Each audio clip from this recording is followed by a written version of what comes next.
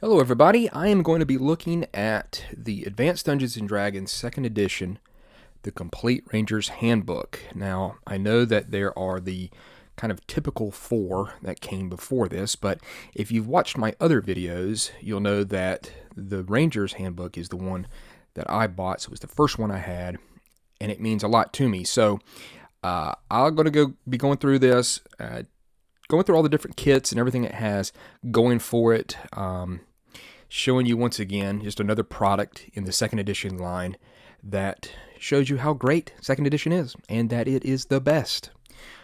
See my original video on AD&D 2nd edition. I'm also going to have some fun. We're going to have some fun here. So I got out this big die. You may have seen it in my other videos. And what I'm going to do, as we go through the kits, I'm going to give you my coolness factor. Like the kits, what I think, how cool they would be to play. And I'm going to rate them from 1 to 6, though I probably won't give it a 1 because I'm biased. So it's really going to probably be between 2 and 6. So you can laugh at that if you want. So here we go. This is my original from 1993 Complete Ranger's Handbook that I have kept all this time. And I just want to say that, I didn't really say this when I looked at the Arms and Equipment Guide, but I really like these covers. They're just thicker. This whole line just looked really good together up on a shelf when you're holding it. Just everything about it, I just really enjoy.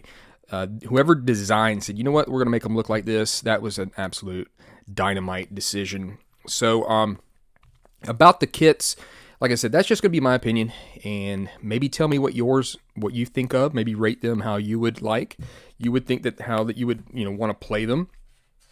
Rick Swan is who wrote this, and he did a fantastic job. I tried to find anything I could find on Rick Swan, and I was unable to come up with anything, sadly, today. His whereabouts, or if he's still in the industry, or just to message him if he's somewhere and say, hey, man, you did a great job on this book. So I really, really dig it a lot. So here we go. We've got our table of contents. I'm going to be going kind of slower. I think sometimes, even though my videos can go fast, I kind of rush it and I make some mistakes here and there. I'll be also talking about some of this art. Clyde Caldwell did this piece right here. I'll try to name out the ones that I know. And this piece I think is just really neat. This guy right here with he's all geared up. I mean, he's even got bracers on, like little bracelets, and I think he's fantastic. I really just dug this piece. I like how you can see the mountains in the background, all that land. And we're going to have, obviously, kind of a explanation about what the Ranger is. It says it's one of the most popular character classes. It definitely is a woodsman and tracker, as well as a dangerous fighter. He combines good combat skills with a few extra abilities that give him many options and decisions during play. So there's obviously a lot to say about him right there. Here's the overview right here with 2nd edition. And the thing I like about Rangers is, for me, a lot of D&D is survival outdoors, traveling from one place to another. And the Ranger just kind of embraces all that. It's a class that can really help you, and you'll feel like you're contributing. You can kind of feel the way that a Ranger is, the way they look, how they're moving around. And I dig them. I like using a bow, but I like how they can also fight in hand-to-hand and melee. And so it's just a great class. And this is a fantastic book. One thing I like about it is because even though it's not extremely big, and I'm not aware, and please let me know, because I could be wrong, I don't know of another D&D edition where they gave this spotlight to these classes like this, with such depth. And it just shows me once again that that's why 2nd edition is so great. So yes, I will be going through the previous handbooks as well. I just wanted to start with this to get the ones that really mean a lot to me that I had, because I only had a couple products when I first started playing. And so this is what I want to look at. Now, one thing is really neat. It says it right here. It talks about 1st edition rules. And in the back, it actually has the rules for 1st edition AD&D. And I think that's really cool that they added that. I am a big fan of proficiencies, so they are going to add some new proficiencies to that. And I like the fact that in character creation, it says we're going to examine pretty much the Ranger with a look at the numbers, the statistics, adjustments, and level progressions that define the Ranger class. In essence, this is going to be, it says it compiles the basic information in the player's handbook regarding the Ranger class. It gives you all that information back again, and I really enjoyed that as playing a Ranger because I could just grab this book if I knew how to make my character I've got all the stuff I need here. And it really kind of, it was just kind of like that extra thing that you could look through and really get involved in your character class that I really, really dug. So we've got our normal information here for how to create a ranger, and this is going to be kind of the thing that you want to go to. Like, instead of the player's handbook, use this instead. It is going to have a new concept, the primary terrain, which I really enjoy a lot. And it's going to discuss everything about them, how they level up, their experience levels. I do like these kind of silhouette black pieces of art right here. And I'm going to look at a little bit at the art because I want to make sure that I get some cool stuff here. Terry DeCastra did the black and white art. And I dig it. It's a nice little addition, down there to kind of fill it out. And of course, I love these different animals. But yeah, you've got your level improvements here when it comes to proficiencies and saving throws. It's got your spell use, everything you need, arms, and it takes its time. It doesn't really bloat anything up here. Explains some stuff really well, especially like the ranger attacks per round and how that's gonna go when you have more levels. As you go up in level, you're gonna get more of those attacks per round.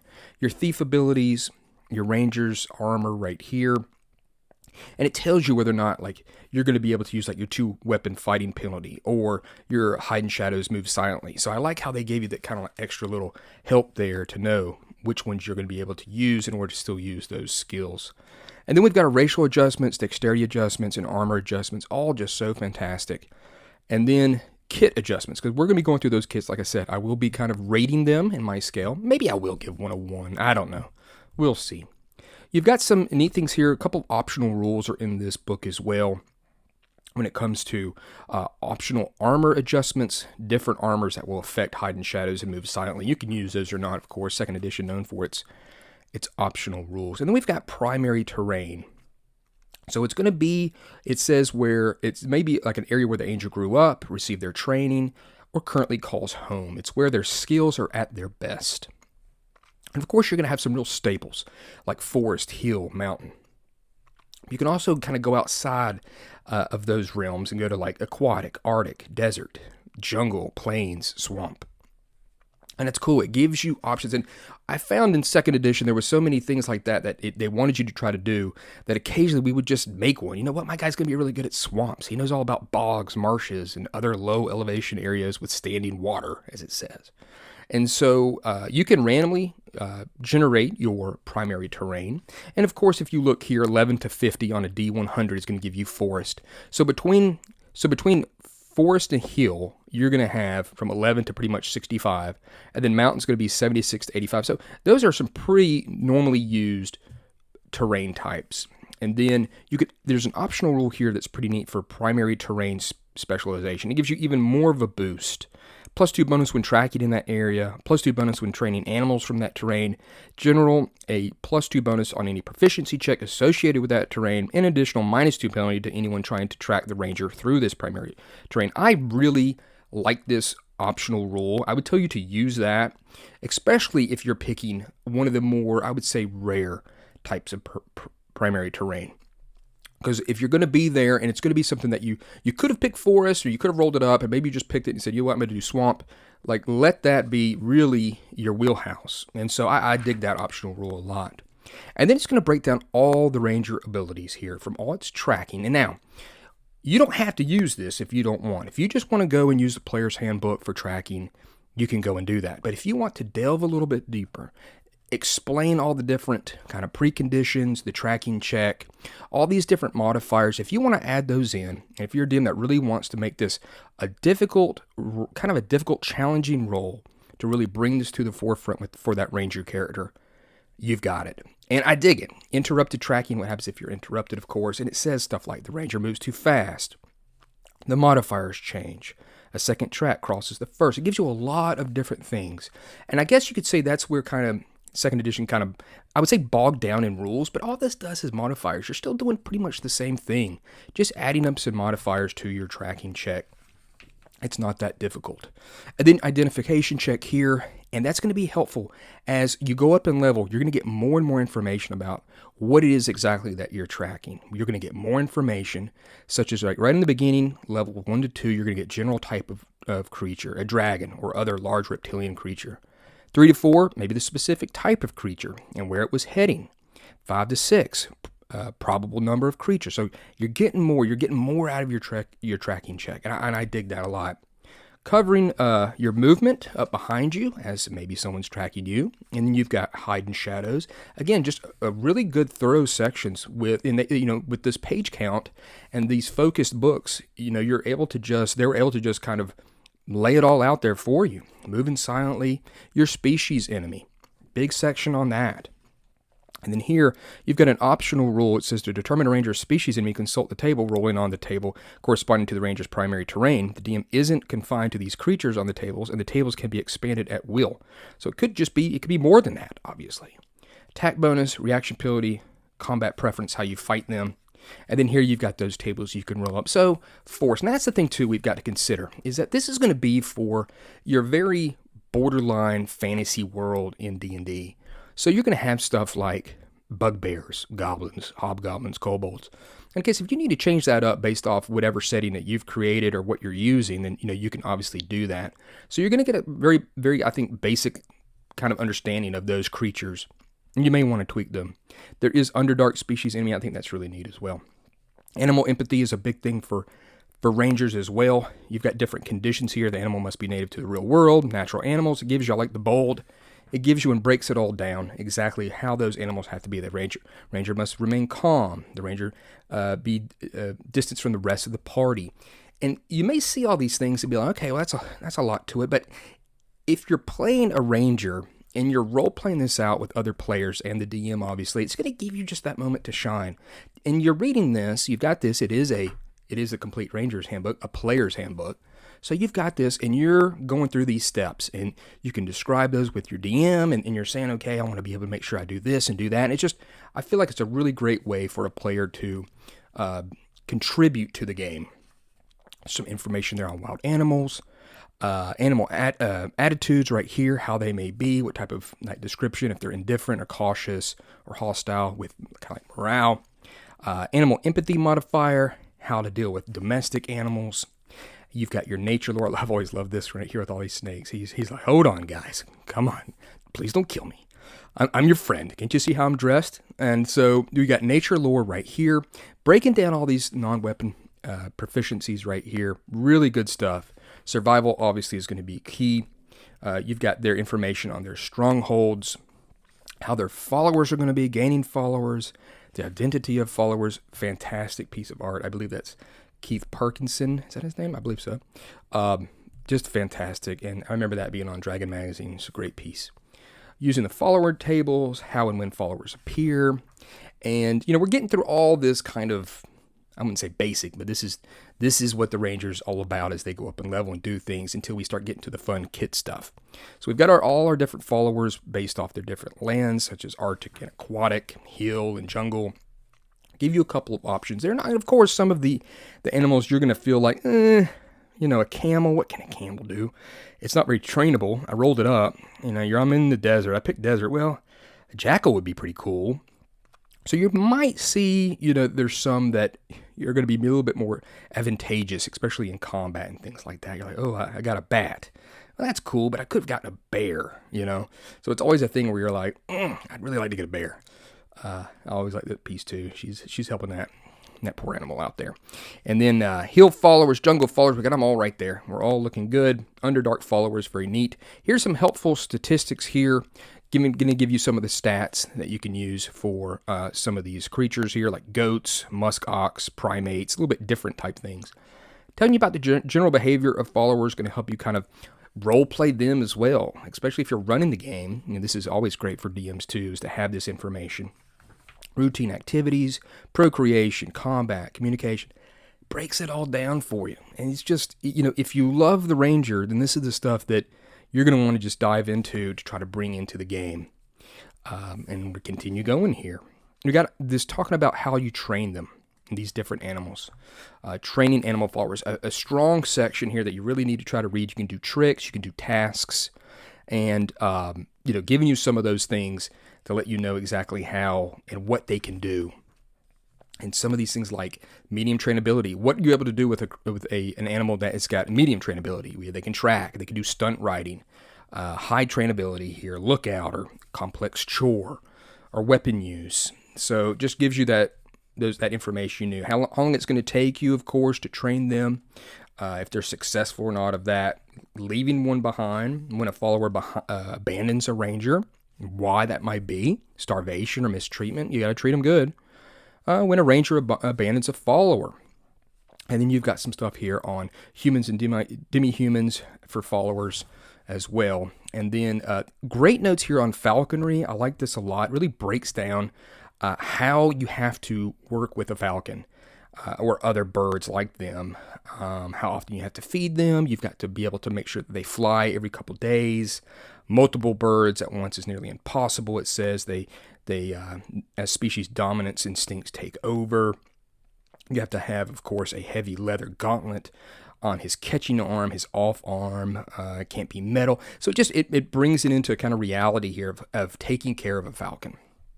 And then we've got the kits. So this is the first time I've talked about kits. I love kits. I love the name kits. It's not like some other word that has class in it. It's just you understand exactly what it is when you say kits. You know that it's a ranger kit, it's a ranger, but it's a different type of ranger. Telling you about how you can choose them, obviously. DM's decision, like, is this kit appropriate to the campaign? Are there any changes in the kit? And then it's going to break down the subsections of kits. But I always enjoyed them. And yes, I'm going to say this now. Some kits, some people are going to say, are broken. They're way overpowered. Now, they do have special hindrances. And my focus, I would tell you, when it comes to kits, if you think one is overpowered, and really for all the kits, you must, as a DM, embrace and really attack the player. Not extremely, a huge amount, but you must bring up their hindrances into the game. That's how you balance out kits. And if you're not doing that, then yes, you are allowing your player to have an overpowered kit. There you go.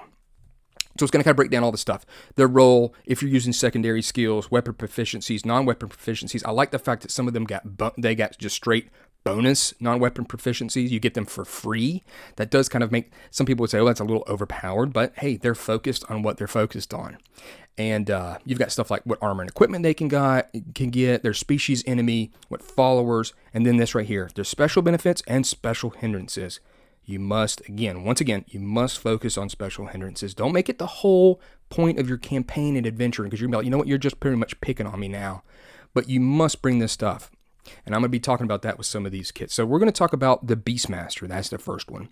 Now, I have never played one of these, but I've got to say, and it's going to go straight out of the gate, boom, with a 6.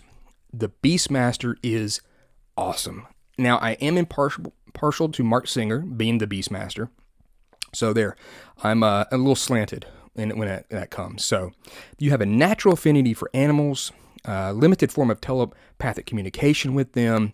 This is a result of a magical bond with the animal kingdom, formed either at the time of their birth or upon reaching young adulthood. Unlike other adventurers, the Beastmaster does not command, train, or control his animal companions. I like that. Rather, they are his friends and comrades in arms, misunderstood and feared by nobles and common folk alike. For his unnatural abilities with animals, the Beastmaster seldom stays in one place for long, nor is he comfortable in civilized lands. Special hindrance. You got to use that. So we've got our primary terrain. We've got our role. They tend to walk alone, traveling the fringes of settled lands, has small use for the trappings of civilization. Secondary skills. I do like secondary skills, even though I don't use them mainly because 2nd edition really embraces non-weapon proficiencies. But Hunter and Fisher, of course, your weapons that you're going to have there, they're going to get a bonus of none, but you're going to see their special benefits. They're going to get some cool ones. And then they tell you recommended ones. And of course, when I was running, playing a character that had kits, I got these. I wanted them to be what TSR thought the Ranger should have. What Rick Swan, what he thought. So I got these, and you can get your other ones. Obviously, there are some optional ones as well. There are some that are barred. You cannot get them, and I dig that. Armor and equipment, you get all that. Nothing really different there. They do get a benefit to stealth. They get animal henchmen. These are the thing where it tells you pretty much they're going to be your friends. You can acquire them at any level, and their number depends on his charisma, so it's going to be based off charisma. And then you've got animal telepathy. And it's going to tell you all about how you can communicate with them. And it says, pretty much they can communicate to the creatures that he desires. It's friendship. The Beastmaster can recruit an animal he has befriended as a henchman if he is not at his limit. And if the creature fails a saving throw versus rods, so you can get these creatures to become your friends. Animal bonding, communicate directly with the animal henchman to which he has a bond. You can see through the eyes of the animal by concentrating on the mental link. He can see through the eyes of one creature in a round. That's fantastic. And you've got pretty much a full movie with Beastmaster that you can have this kit come alive. So he has animal lore proficiency with respect to the bonded animal. Every time that he gains a level, all of his current animal henchmen gain an additional hit point. Very cool. They're going to get stronger. Really dug this piece right here a lot. I know it just looked cool. He almost looked kind of like a monk. Has no clothing on, barely almost at all. Got that little skivvies there. Wolf. He's saving this little deer. Bird up there. Like his tattoos. He's pretty ripped. I dig it. I like the colors in the background. And then this is great. Animal Horde. At 9th level, he can summon a horde of wild animals to fight for him. They must come from a land that he controls, and it takes 1 week to gather them. And so up to 100 hit dice of animals per level of the Beastmaster will come. For every 10 animals, there will be a pack leader with 1 additional hit die. So all of a sudden, he just brings in just pretty much an army of animals, and I think that's fantastic. You can also have a little thing here about splitting up his experience, giving up to half of his earned experience to any or all of his animal henchmen that have played a role in the adventure, and they advance on the fighter experience table, receiving +1 to attack rolls and +3 hit points, so you can make them even stronger. I like that rule. Special hindrances. Empathic shock. Feels pain when one of his henchmen is wounded, so you must do that. Unruly. Allies, of course, they're animals. He's an outcast. He's going to get negatives to reaction rolls. He doesn't have much money. He starts off with 1d4 times 10 gold. He may not have a fortress. But like I said, Beastmaster gets a 10. It's very cool, very thematic, and you have a whole movie to watch, study what Mark Singer did. Get up on top of that rock and swing that sword around just like a Beastmaster, and have a lot of fun with it. Now here's the Explorer. A restless spirit of the Explorer makes him the most nomadic of all Rangers. His travel takes him around the world as he continually seeks new lands to investigate and new cultures to study. No region is too remote, no society too primitive to pique the explorer's interest. An expert in communication, survival, and anthropology, the explorer's skills are invaluable for safely navigating uncharted terrain and negotiating with suspicious natives. I'm going to give this one, just to let you know right off the bat, I'm going to give this one a 4. I like it. I think it's good. It's one that I would pick probably maybe mid. Like if I've kind of done some of the other kits, I want to try the Explorer. It's got a lot of good uses for it. It says motivated by curiosity of money. The explorer spends most of his time planning expeditions, then looking for employment. I just like it because I like adventures and campaigns where you're traveling over different types of land, and that's where I see how the explorer comes in clutch. And I dig it. I think that's really neat. I'm going to tell you a little bit more as we go into this section here. These things here, like non-weapon proficiency bonus, you're going to get survival. The explorer receives the benefits of the proficiency in all terrain types. So if you're using that optional rule, but some of that stuff about, the different terrain types is going to be pretty helpful to you. Assigning additional slots to this proficiency does not enhance it in use any way. You must get cartography, which is a new non-weapon proficiency here, and you must get reading and writing. So no special armor, normal 2d6 career limit for followers, and then languages. You get double, pretty much twice the amount of languages. If you have intelligence score of 12, you can learn 6 languages instead of the usual 3. Very strong. If you really want that character's going to be able to communicate. And one thing I say about that stuff is I like characters that are smart because they're almost always going to be invaluable. They're always going to be useful. And that's where I kind of see this Explorer kit being used. You've got Find the Path here. They have ability to sense the correct direction that will eventually lead to a desired geographical locale, which must be in the outdoor setting. They must have some sort of clue mapper information. Very helpful, of course, getting lost or things like that. Cultural sense. They have a good knowledge of different cultures, tribes, villages, or settlements. Once per week, the explorer may attempt to use this ability by touching a member of the tribe or village. The villager must have the knowledge the explorer wishes to gain. For instance, the villager can't be an infant or mentally deficient. Cooperation of the villager isn't required. Touching or attacking a sleeping villager works as well. A little bit magical, I feel. There's a saving throw that's involved, but it's going to give you a lot of help with that culture, and I think it's cool. Now, this is not a big class when it comes to combat and things like that. This is truly outdoors, checking out, knowing about the different terrains, and so they have a limited animal empathy.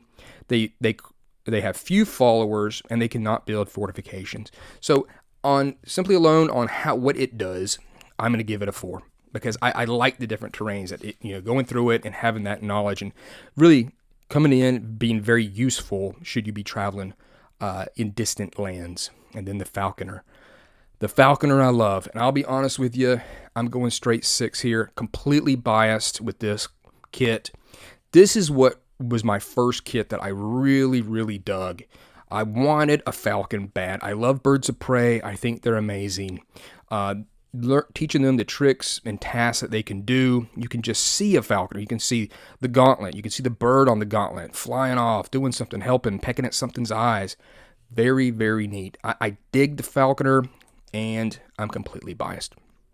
It says that they serve as retainers of kings or nobles, other freelance as guides and mercenaries, some stage public performances in rented halls, and I like that aspect of them too, that you can say, hey, look, you can go in the middle of a town and you can actually try to perform, get a little bit of money in between, creating these remarkable stunts with your falcon, giving your falcon a name, becoming attached to it. Maybe the falcon does some sort of little twerky little thing that it does, and you can bring it kind of to life in a role-playing sense. I dig it. Of course, required, a falconer must take 2 of his initial weapon proficiency slots in the following. They've got to use bows, daggers, knives, crossbows, slings, or spears. And then you, of course, bonus, you're going to get falconry. And it's recommended alertness, a new non-weapon proficiency, which I really dig in this book a lot. And some other ones, obviously. No special armor or equipment. But of course, it's however each falcon he trains requires a set of falconry training equipment, which is in the back of the book. Telling you about followers a little bit right there, and special benefits, enhanced training. A normal falcon has failed. If a normal falcon has failed to learn a trick or task and become untrainable, the falconer can try again after gaining a level. So it's not completely hopeless with that falcon. Attuned follower, using certain conditions, a falconer is able to establish an exceptionally strong bond with a falcon follower. The bond enables the falcon to learn more efficiently and enhances communication between the falcon and the falconer. So very, very good. It's a good little section there explaining exactly what you're going to get with that enhanced training as it goes right here. Fearless Falcon, Falcon species enemy, attack bonuses, speak with Falcon, mental communication. You can really get a strong connection, and that's what I really dug about the Falconer, is that it's like kind of a normal ranger, but you've just got this great bond with your bird, and I dig it. The Feralan. Now, I'm not a big fan. I'm going to just go back and say, completely biased, Falconer 6. The Feralan, I dig a lot. I'm not a big fan of the name. I would like a wild one or something like that for the name, but that's just me. I'm going to give the Feralan, which a Feralan is someone pretty much who has been raised by animals and lives almost like a beast themselves. Very ferocious in battle, and it's got some cool stuff going for it, no doubt. I'm going to give the Feralan, I'm going to give it a 4. I dig it a lot. You're kind of a little bit hampered here and there. You do have a couple tricks up your sleeve. They have to have a strong constitution and minimum strength of 14, so a little bit difficult to actually roll up on top of your other ranger requirements, of course. Though some human and demi-humans raised by wild animals have natural or evil outlooks, only those with good alignments qualify as Feralans, so you have to make sure you know that. Primary terrain obviously is going to be based off kind of where that animals are that teaches you. And it says most people fear them, but they're extremely loyal. They're good friends. Those that befriend Feralans, however, come to know that they are trustworthy, noble, and even gentle. And maybe a little bit unpredictable. Fun to role play, as you're pretty much a complete savage. But I dig them. I think they're cool. Secondary skills here, you're going to have required to get club and knife. Non-weapon proficiencies for bonus, you're going to get hunting or fishing. You're going to get trail signs, a new non-weapon proficiency here. And then you've got to choose from some other ones here for the rest of your non-weapon proficiencies. Of course, your armor and equipment, it's going to be crude smocks or loincloths. They wear only what is necessary to keep themselves warm and comfortable, so they wear no armor. Nor does he carry a shield. So that you have to make sure you understand that. Followers, they're going to get, it says at least half rounded up of his followers will be of his familial species, pretty much the animal that raised him in essence. And they've got some great special benefits. Good at stealth. They can do this feral rage in combat, which is going to give them a bunch of good attacks and bonuses. They're good at climbing, speaking with animals. They've got good rapport with that type of species that raised them. Animal training, a call of the wild. When in the primary terrain, the Feralan may attempt to summon his species, his familial species. He's pretty much going to howl at the top of his lungs for 1d6 rounds and hope you have to make some rolls based off some wisdom and things like that. And some of them are going to show up to help you, hopefully, if they're in the area, and then they'll depart afterwards. So special hindrances, very limited in magic, of course. They can still use any magical item normally allowed a ranger. So as you can see here, their casting level is going to be at 8. Pre-spell level is going to be quite high up, and they're only going to be able to cast up to spell level 2, and that's it. And it's only going to be the animal sphere only. And I just want to reiterate, I probably didn't say, maybe I did in my original D&D 2nd edition video, but I love the spheres. I think they're fantastic. They have limited money, no fortifications, and of course a pretty rough -3 penalty for a reaction, the reaction penalty when encountering kind of others, because they're very wild. And of course it makes me think of the wild boy in Mad Max 2, the Road Warrior. Then we've got the Forest Runner. I think 4. So there is the Feralan 4. The Forest Runner, I'm going to have to go down to 2. This is probably going to be one of my lower ones, obviously. I think that the Forest Runner is just fine. It's not one that would really grab my eye at all. It says, whenever a corrupt or oppressive regime holds power, there's bound to be a Forest Runner. Forest Runners rise in opposition of such regimes, living on the fringes of society, usually one step ahead of the law. To me, obviously, it reminds me of Robin Hood. Robin Hood's okay. He's cool. He's not my favorite thing. And that's kind of like what I perceive a Forest Runner to be. So their role, they're usually selfless, resourceful, roguishly charming. So kind of a little bit of the face type of a rogue within a ranger. It says a loner by circumstance and not by choice. A Forest Runner readily allies with adventuring parties who share his outlook. He's a champion of underdogs everywhere. The Forest Runner doesn't necessarily feel bound to his homeland.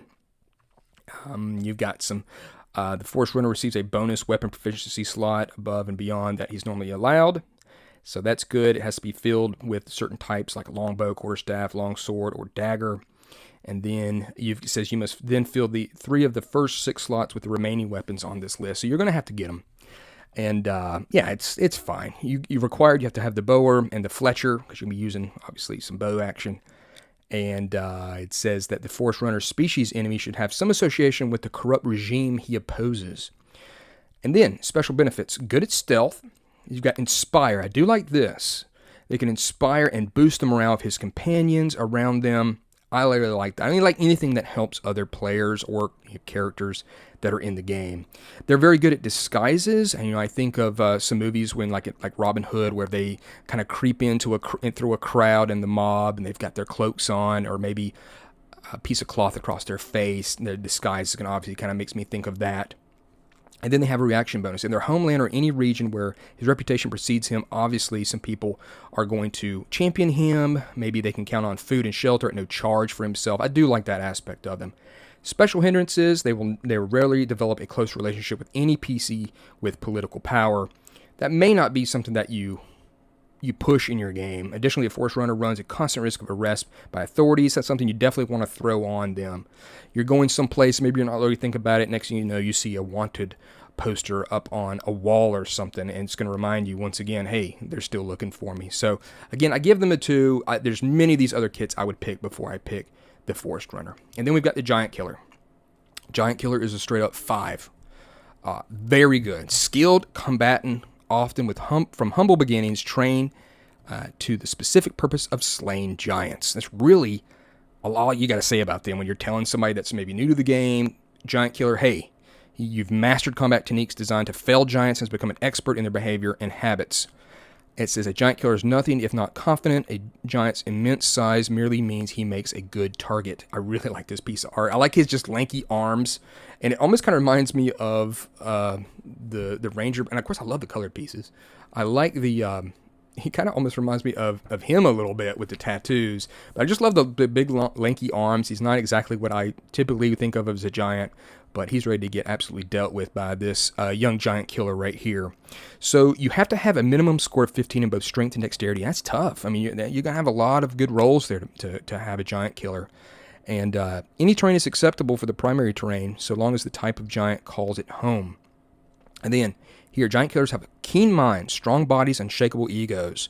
They may be kind of larger than life. Most giant killers tirelessly promote their own skills and accomplishments, boasting of their latest triumphs. It's going to help you when you're playing a giant killer. You need to really kind of invoke that you're not some meek, kind of quiet person. You have the services, and you need to let people know about that to take down giants. And I dig that. I think that's really, really cool.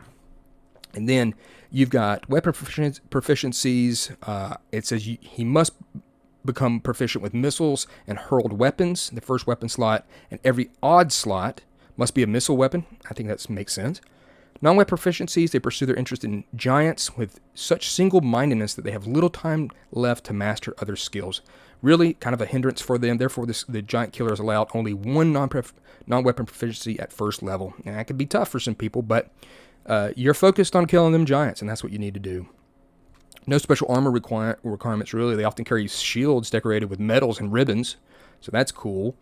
Then you've got species enemies right here. None, however, see special bonuses against giants. Obviously, giants are going to be what you want to kill. So you get attack bonuses against giants. Very helpful. Inflict bonus damage against giants. Plus 1 point of damage for every level of the giant killer. That's massive. It says here a 7th level giant killer makes a successful attack with a spear. The giant suffers 1d8 points of damage from the spear, plus 7 for the giant killer's level. And I just want to reiterate once again how well it clarifies how these things work. And it gives you that little example, and it just brings it to life and makes it very easy for you to understand. That's why I really enjoyed these books. It has a base -4 to hit when attacking. Giants have a base -4 to hit when attacking the giant killer. So right off the bat, a giant with a THAC0 of 10 needs a 14 to hit a giant killer with an AC 0. Very cool. Giant killers can dodge giant attacks, and that's good as well. If the giant killer saves versus death magic, the giant's attack misses. Very nice. They can infuriate and goad on a giant, so that's very neat. You can have that. You've got giant lore. They discover a footprint, a lair, a campsite. They're going to know about it. Physical evidence, obviously. Successful wisdom roll is going to enable them to learn some general information about the giant in question. Very nice. And then special hindrances. Tracking, limitation. They are good at giants, and that's about it. And so obviously you really want to kind of make sure you understand that one pretty well. It says, because giant killers seldom make an effort to conceal their identities, they're often singled out for harassment. Which I wish this kind of had its, not just underneath, because this kind of shows that it's underneath tracking limitations. It should probably have its own kind of thing. They're often singled out for harassment. Insecure villagers may challenge giant killers to duels to impress their friends, or bullies may ambush giant killers to demonstrate their toughness. To avenge the death of a companion, some giants may target giant killers for assassination. It should have a name like, I don't know, something that I can't think of it in my head, and it's just something that's kind of like, hey, Big Mouth or something like that. And it says to avenge the death of a companion, some giants may target giant killers for assassination. Giant tribes occasionally often offer bounties for proof of giant killers' death. So you might be, in essence, wanted by giants. And that's pretty bad. Again, I give that a 5. Giant killer is very, very cool. But hopefully, that's the thing, too. The DM's going to embrace that when they know that you've made a giant killer. You want to throw giants at that player. You got to make them stand out, have their moment to shine. Now we've got the Greenwood Ranger, the rarest and certainly the most unusual ranger. The Greenwood Ranger, or Limbant, combines characteristics of both humans and plants. He begins life as a normal human, but through resolute appeals to the gods, he gradually acquires plant-like qualities that enhance his relationship with the vegetable kingdom and endow him with remarkable powers. I'm going to give this one a 5. I think it's really, really cool and different. It does have a bit of a kind of hang-up. It's going to explain to you about how you become a Greenwood Ranger. You have to really make a commitment. You have to do some things, go out. It's a latency period. You've got to spend some time petitioning the gods. You have to do some things of kind of a ritualistic nature in order to become a Greenwood Ranger. And I really dig this piece of art right there a bunch with his 3 arms. And that's something you can get, of course. They must be humans, and their primary terrain must be forests or jungles. And their role, that's the thing about them. It says he must sacrifice a portion of his humanity to become a Greenwood Ranger. A human drawn to this kit, usually he has only a tenuous link with formal society, so you've really got to be an outsider. And I think of them as weird, and I think a Greenwood Ranger would believe kind of weird things, maybe talk weird. It's an interesting way to think about role-playing them.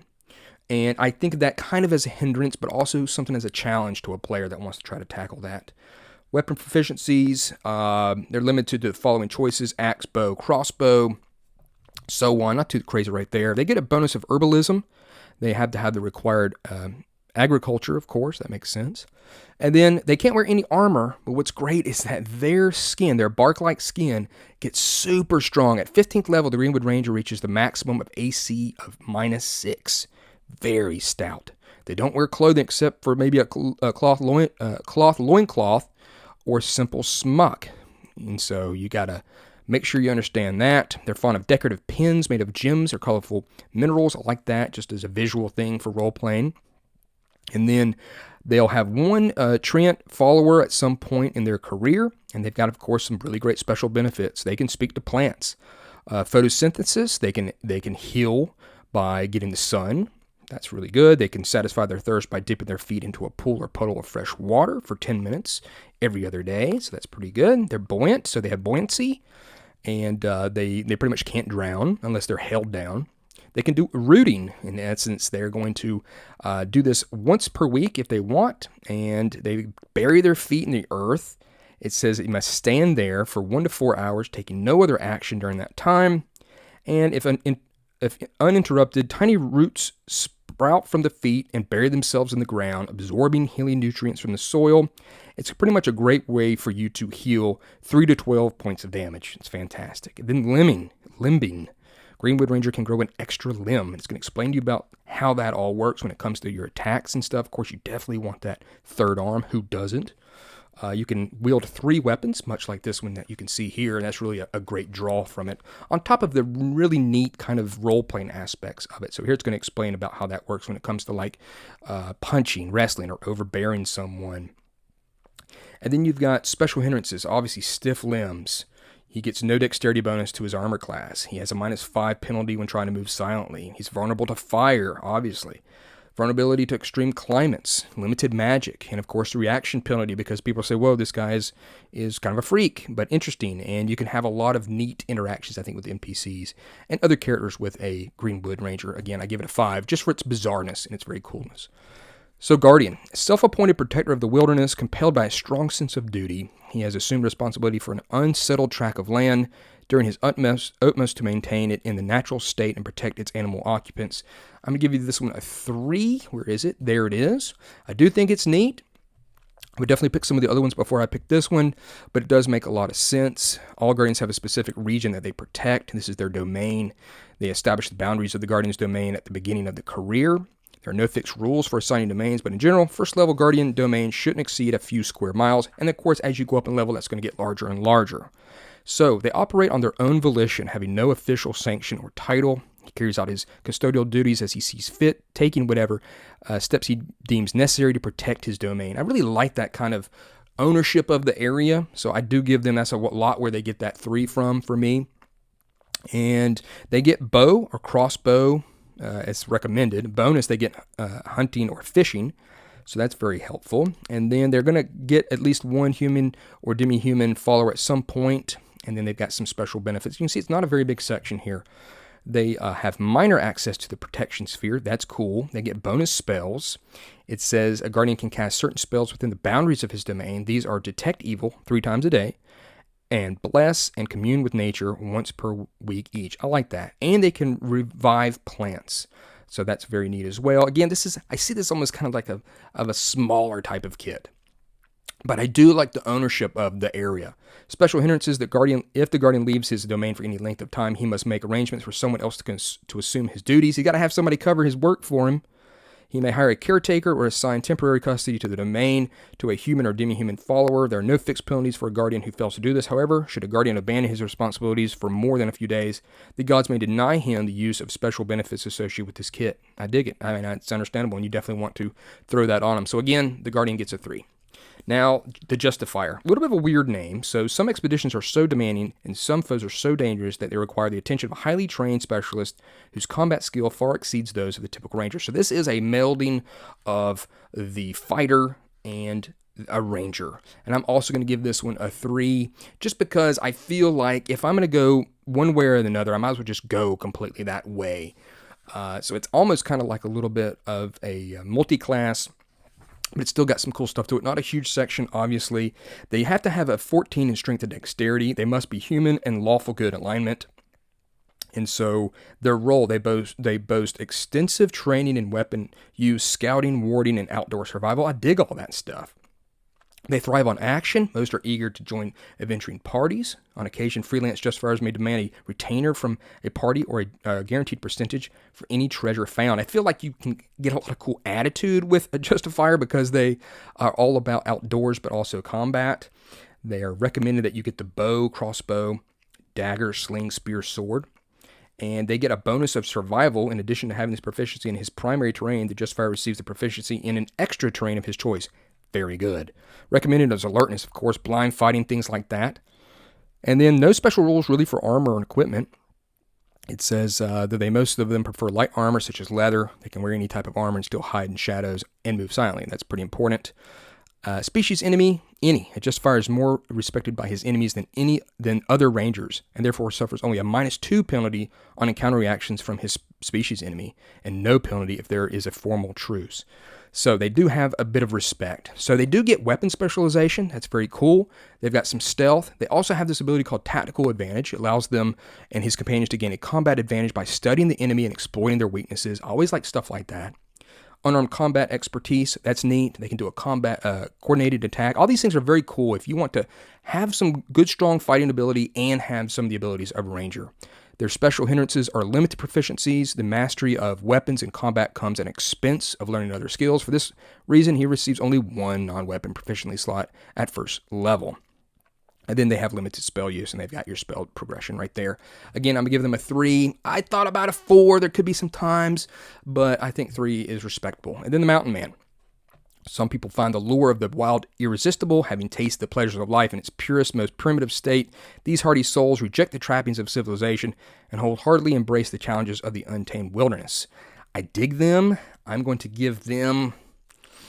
I'm probably going to give them a 4, just because I like the name Mountain Man, and I can visually see them. I think we all have known in our life a mountain man, or someone who is Mountain Man-esque, if that makes sense. But get this, they must have a strength of 14 and a minimum constitution of 15, and they cannot be a full elf. So that's some stout roles you're going to have to do there. Of course, required primary terrain is going to be mountains.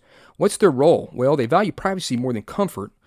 Accordingly, they make their homes in secluded caves or crude shacks hidden in remote mountain ranges. I feel like you can roleplay a mountain man very easily.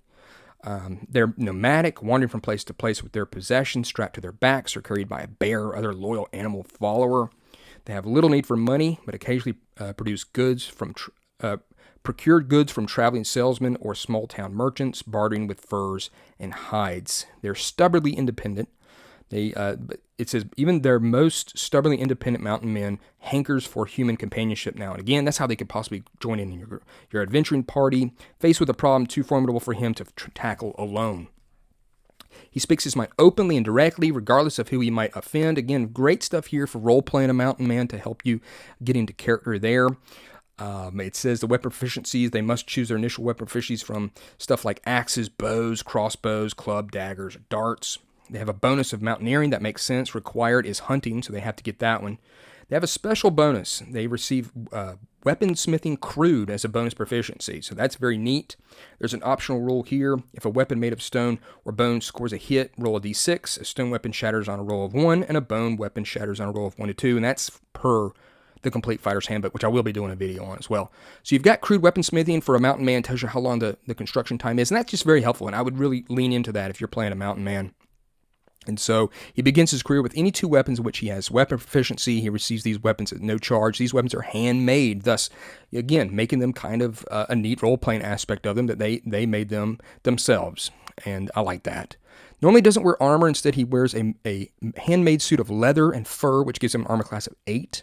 And they decorate their suit, again, bringing that character to life with some neat stuff such as bone necklaces, elaborate leather fringes, or a hat made of beaver or raccoon skin. And I dig it. But they don't like metal armor. It's so uncomfortable when doing so, he suffers a -2 penalty to all attack rolls. Don't wear metal armor then, of course. So you've got some followers. The mountain man only has a 20% chance of attracting humans, so it's going to be a little bit hard for them to do. And treat a roll of 81 to 100 as a bear. So that's cool. Hopefully you'll get that and you'll get a bear follower. So what's their special benefits? Will to live. Where others would submit to death, the hardy mountain man clings to life ferociously. The ability manifests itself in the following ways. Missing a saving throw versus death magic would be fatal. He receives a +2 saving throw bonus, so that's helpful. Damage roll would reduce him down to 0 hit points or less. He makes a constitution check. If the check succeeds, he is reduced to 1 hit point, so that's helpful.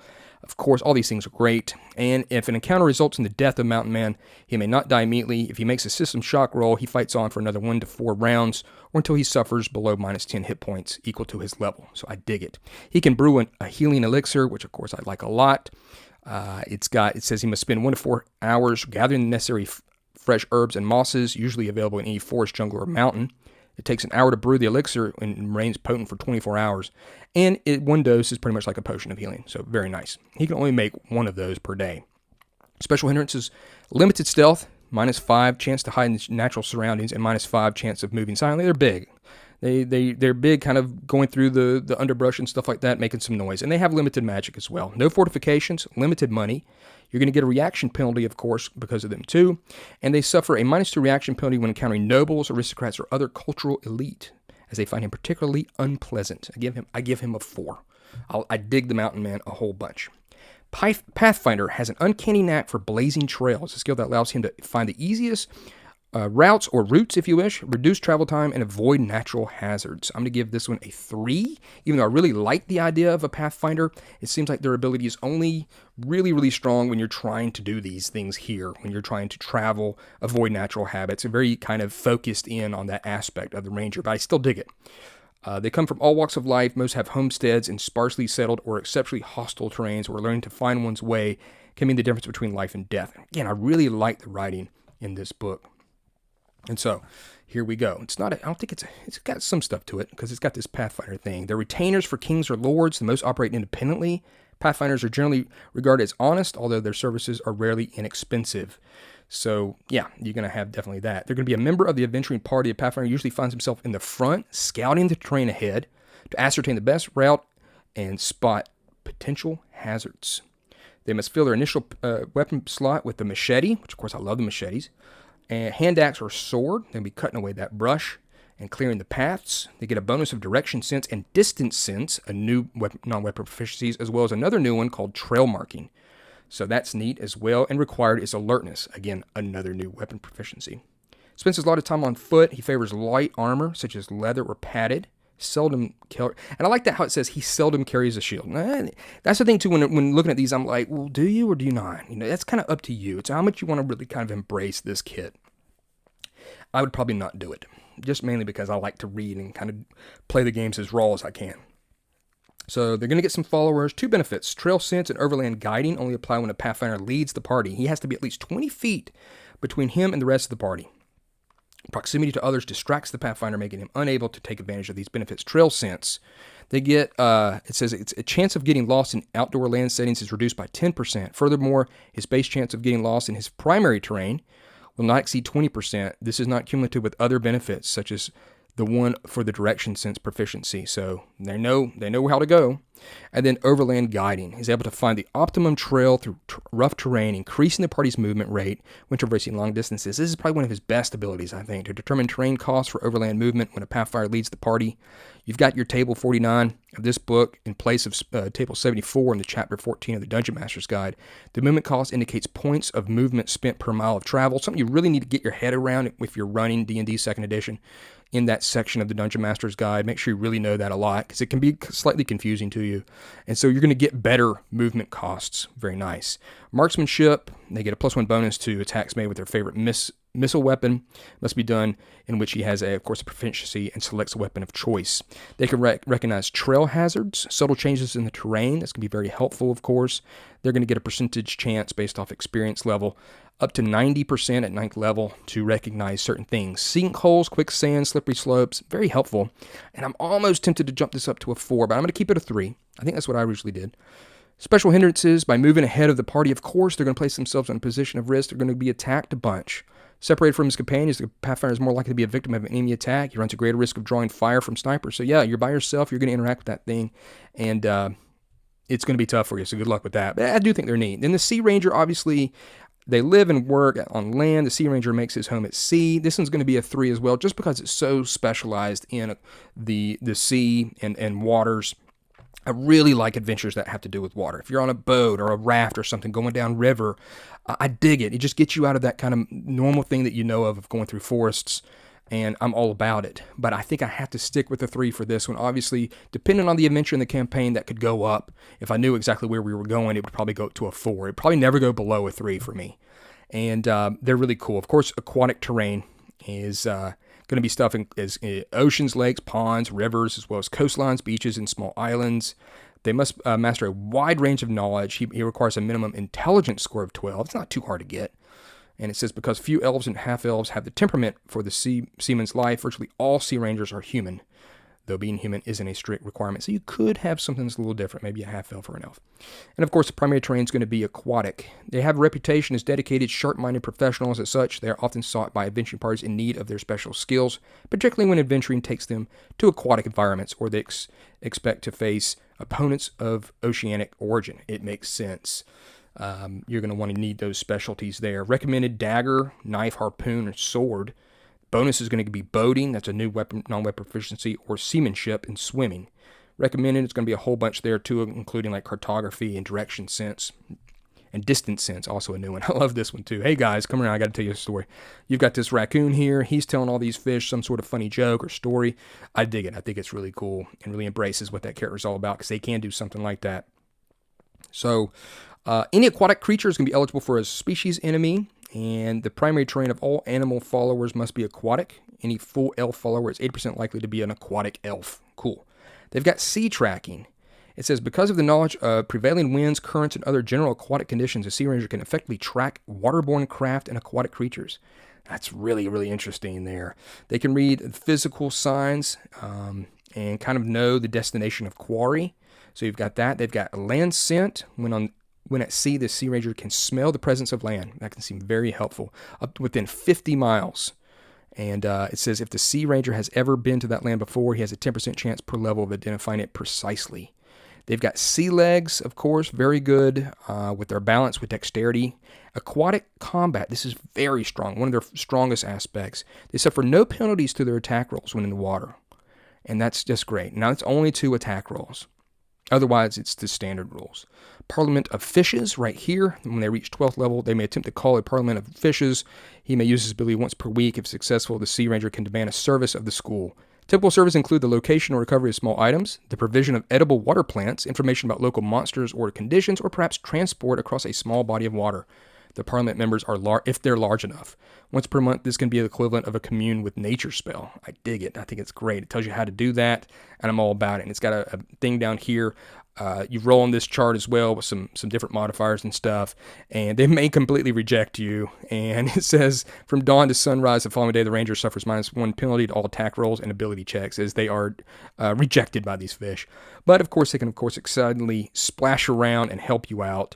They grant the Ranger a boon with their powers. Special limitations, of course, their tracking ability is severely hampered in non-aquatic terrain, and their move silently, hide in shadows. He does not have those, replacing them with sea legs and their aquatic combat. So again, I give them a 3, but could be a 4 based off, obviously, the adventure of the campaign. Then you've got Seeker.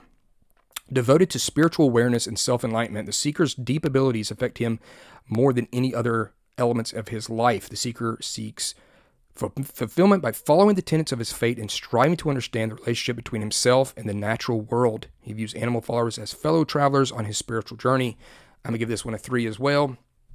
It says they can come from any culture, but typically originate from societies placing a premium on religion and scholarship. So I don't think this is a huge, very big one. They have to have a wisdom score of 15.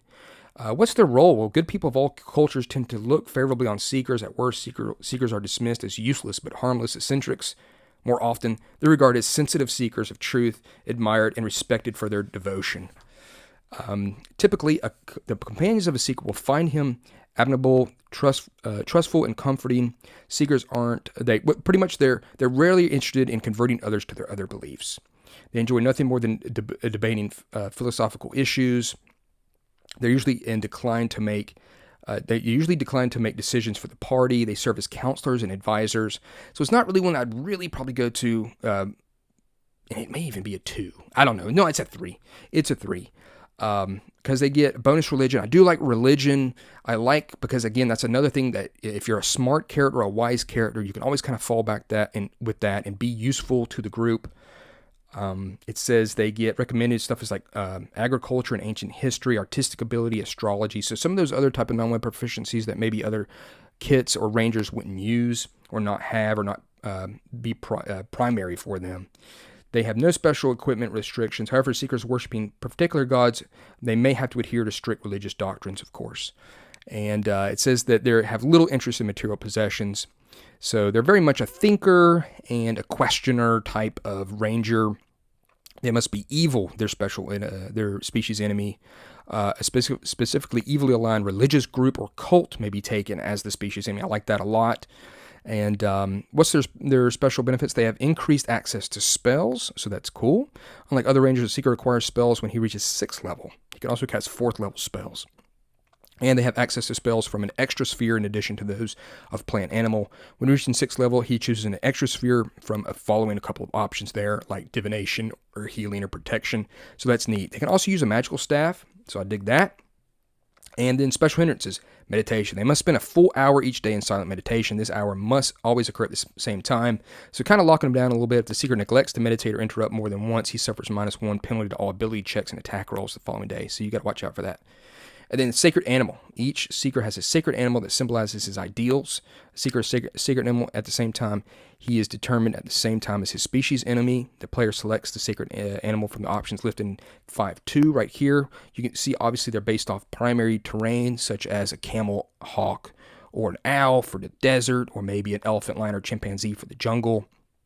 A seeker retains the same sacred animal throughout his career. He cannot acquire a follower of the same species as his sacred animal.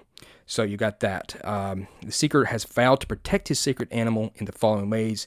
He is forbidden from intentionally or unintentionally inflicting harm on his sacred animal or standing by what others do. So it's pretty much a caretaker of this animal. And that's why it's in the special hindrances section of it. He is required to care for injured or ailing sacred animals. He has to, obviously, if he sees ones that's hurt or needs help, he's got to go help them. And he's got to liberate captive ones. So it's kind of something that's going to always bring him out. It's going to bring that out of him. He's got to take care of those. And he must protect special animals from, sacred animals from hunters, trappers, and predators. And if they violate any of those, of course, it may prevent him from casting certain spells for the next week. So he's got that. And so yeah, I give them a 3. They're not super one that kind of stands out to me that I'd want to do, but I do dig anything that has to do with religion and being a little bit of a kind of a smarter, wiser ranger. Then we've got the Stalker. The Stalker goes all the way up to a 5.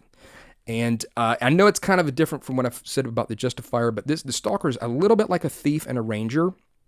But I dig them. I can see them. They've got a lot of exciting things going for them.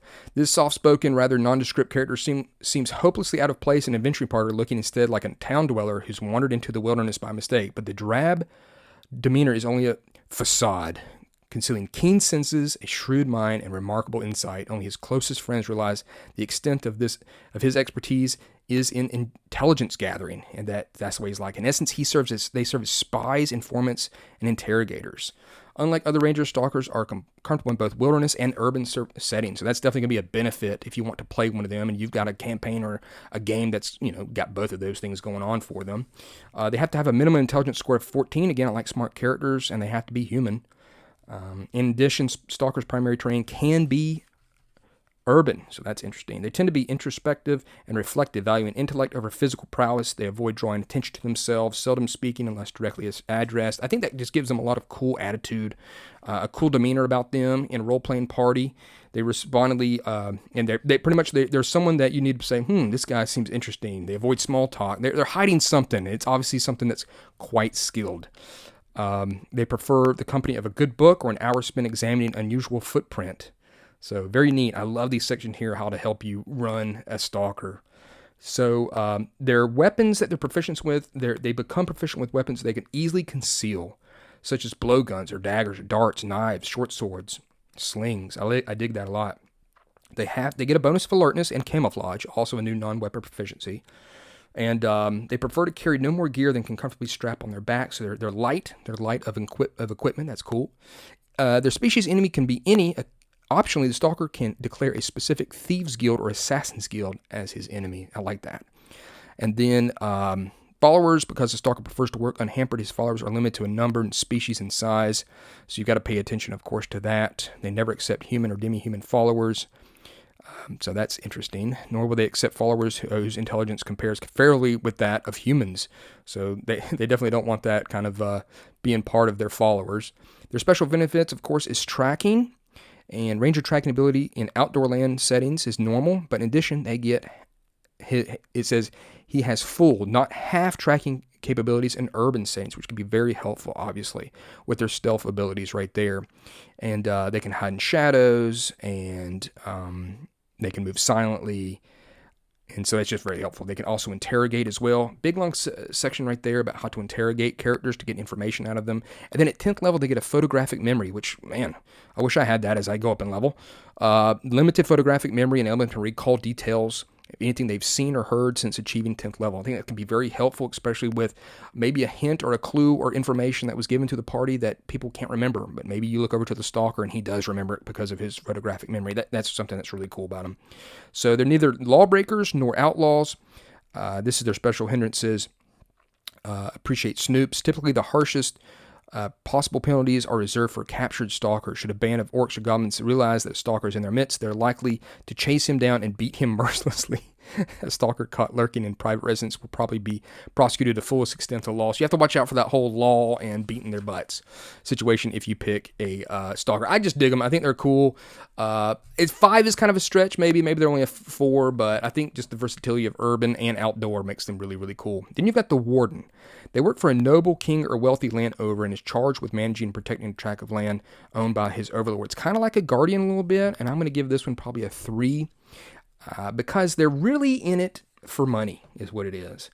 It says that they can possibly have some sort of maybe history in the military or maybe being a noble or working for a noble. And so they're all about money, paying for stuff. They get some money from their lord or master. They don't have anything that they don't really get any bonus weapon proficiencies or non-weapon proficiencies. They're really just kind of over that area, taking a look at it. But it's a really neat kit because they do get money. They get some cool reaction bonus. It's positive because of probably their lord or master. And the thing about them, though, is I think it's a neat way to generate adventures in the fact that you have control over maybe a smaller piece of land than the Guardian does, but you can investigate that land. That can be what your whole campaign is the Warden and his party members are going through that land and exploring it, looking for any type of cave system, getting rid of any type of infestation of goblins or hobgoblins or something like that. So I dig that in that respect. And it's something that they're driven, they've got to focus, they do get some money. So it's a little bit different, the fact that this is a ranger that does kind of want some money because they get like an annual boon and step in and they get some expenses so they can actually get stuff paid for. And there could be some things that take them out of the area to come back. Maybe it's something that's an incursion of something that's wider than the Lord's land that he needs to help take care of because it's going to come into his domain and he wants you to take care of it. He can float you some money and you can go get those provisions or whatever it is you need. I dig that from them. So I definitely give them a 3. Their special hindrances, they're accountable for that land and they're the money. And they're also the Overlord's demands. What the man's needs, the Warden is subject to any orders from his Overlord. So it could be a whole bunch of stuff. If it takes him far away from his land, he must take along a young relative of the overlord who wants to see the world. So maybe you're kind of held down by the wishes of the overlord. So that's very interesting. And of course, another thing that you want to definitely role play strong these special hindrances and throw those at your character. So again, I give that one a 3. Now, here's the thing about abandoning kits. If you need to abandon them, and what's going to happen with that, all the kit bonuses and benefits are lost. They can use any weapons or armor normally available to a ranger. No non-weapon proficiency associated with the kit, including requirements and recommendations, no longer apply. Bonus proficiencies aren't forfeited, so that's very neat. But it says once a kit is chosen for Ranger, it can't be exchanged later in the game for a different one. You are stuck with that one. However, you can abandon it and become a normal, in essence, Ranger. And it tells you why would you want to abandon a kit. Maybe the recent campaign events have made the kit less fun to play. The king has declared amnesty for all forest runners. Perhaps the player feels limited by the kit's restrictions. So I like that there's an out for kits. And that's smart. And again, it shows you how well this book is written. It's going to tell you about creating some new kits here and Demi Rangers if you want to use some of the Demi humans as a Ranger. So creating new kits is neat, but it's also kind of one of those things where it's like, oh man, I'd love to see what a Crypt Ranger is and like the actual kits for them. A Dragon Killer. It gives you some hints about how to create them. Maybe like Lycanthropic Ranger, a Ranger Knight, or a Survivalist.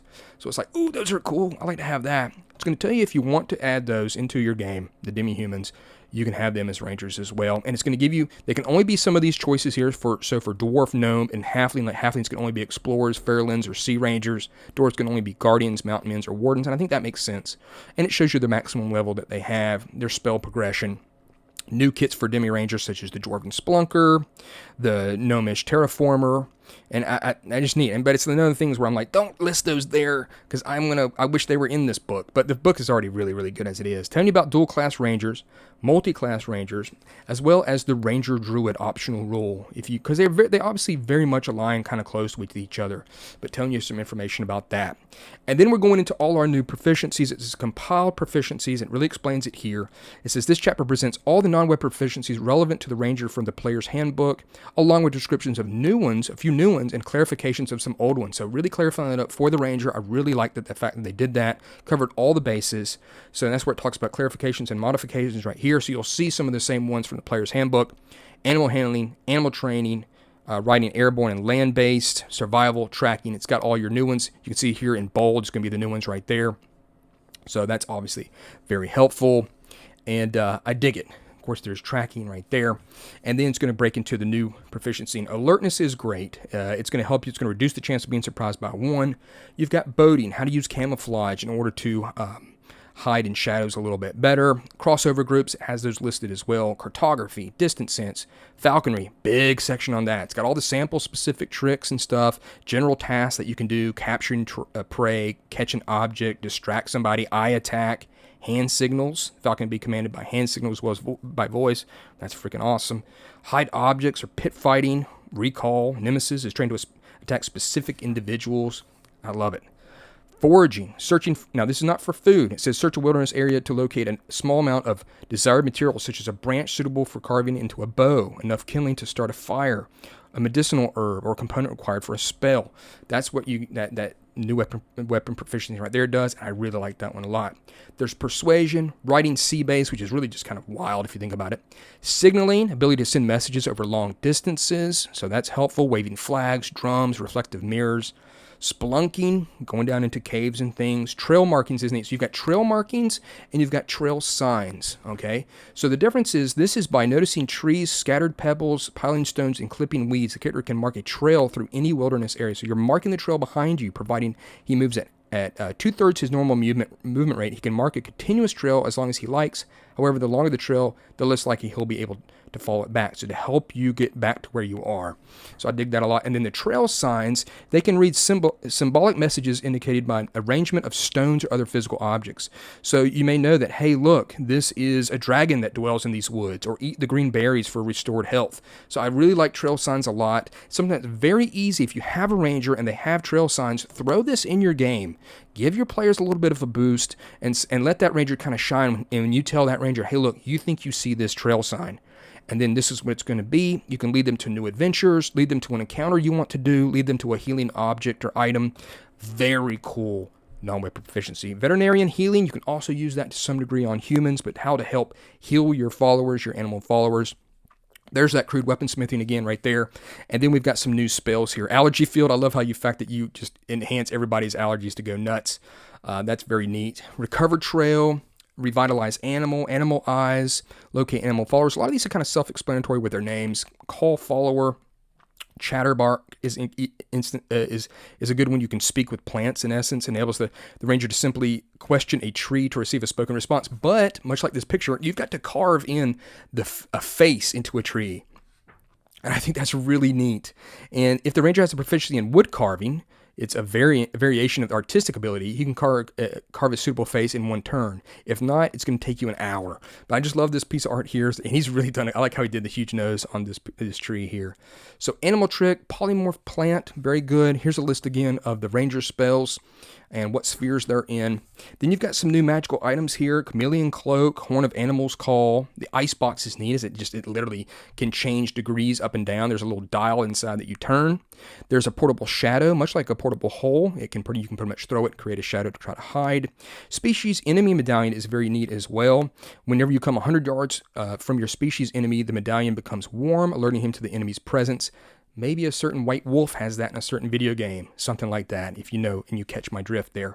There is a string cage. It's a piece of white thread, 20 feet long, which you can use to create an invisible barrier that prevents any creature contained inside from leaving. Very helpful. There's a thorn of sleep. Pretty much it's a thorn. You can use it with a blowgun and knock somebody out. Very nice. And then I like how it dives into the clothing. An abba, an Arctic coat, the rain poncho, snowshoes, certain types of terrain suits that are fitted for obviously the terrain that you're in, waterproof boots. I love all this stuff. Much like I said with the arms and equipment guide, just fantastic. Different forms of transportation like a dog sled, the kayak, the water sled. Miscellaneous equipment. I love a breathing tube, camouflage paint kit. I definitely bought one of those. There's a chain leash. Of course, you're going to have to get the falconry gauntlet and the falcon training equipment. So the falconer they're going to need some money. You have to keep up with this stuff as well. Or you're going to have some difficulty training your falcon. Fishing tackle, healing kit, insect repellent. And again, this all goes even all the way back to the video I did on using like survival books to help improve your role playing if you want to bring out survival aspects into your game. Sleeping bags, sun goggles, sunburn ointment. Very cool stuff here. I love the different tints. Again, that goes back to my old tinting days as a kid and really, really dug that a lot. There are some new weapons here as well. Ice picks, a grain flail, snow blade, the machete, of course. I always dig a machete. A scythe. You got some cool pictures down there, some pieces of art. Got their stats there. Some cool speed factors. None of them are huge hitters. But the machete is a D8 for small to medium. I like that. There's some optional weapons from the complete fighter that they've added in here as well. And then role playing. Now I'm going to tell you this, and I know this has been a long video, and it's amazing that I've been doing this in one shot here. This is really, I think, a record for me. But this is a section. These sections in the back should not be disregarded. I find that whenever people grab these books, they just want to look at the kits and that's it. This has got fantastic information on how to role play a ranger. And where do you find this now in other role-playing games? Of course, not everybody can sit here and pump out books the way that TSR did for 2nd edition. But where do you get this deep introspective of like how to role play a ranger? You're just not going to find that nowadays, and that's why it makes these books so great. Not only for 2nd edition D&D, but really you could use this for any game that has a ranger in it. So that's why I highly recommend these sections here. Do not discount them. Read them. They are strong. Race, gender, social background, their family, their age and alignment, how to become a ranger. Did you take an apprenticeship? Is it self-determination? You're bound to it. Also, like how it has suggested kits that if you say, hey, I'm self-determined to be, this is just part of who I am. I want to master these skills. It's going to tell you some suggested kits in order to pick right there. Maybe you've got conscription that happened, happenstance, divine intervention, something happened. Maybe you're a social misfit that threw you out into the wilderness, and that's where you can get like a Greenwood Ranger or the Mountain Man or Stalker. Common traits, the classic ranger. Talking about their strong ethics, their love of nature and solidarity, the fact that they're taciturn and devout. What's their daily life like? Patrolling their areas and monitoring strangers. They want to know who's coming through that area. It's very good things for the player that is not used to. I think a lot of people just see ranger and they just say, I'm good at the woods and I'm good with the bow or something. There's so much more to them. It's going to help a new player to read these sections to say, hey, this is how I'm going to do. This is what my guy is going to do on some downtime or thing like that to kind of bring this class forward. I love her on this huge boar. Awesome.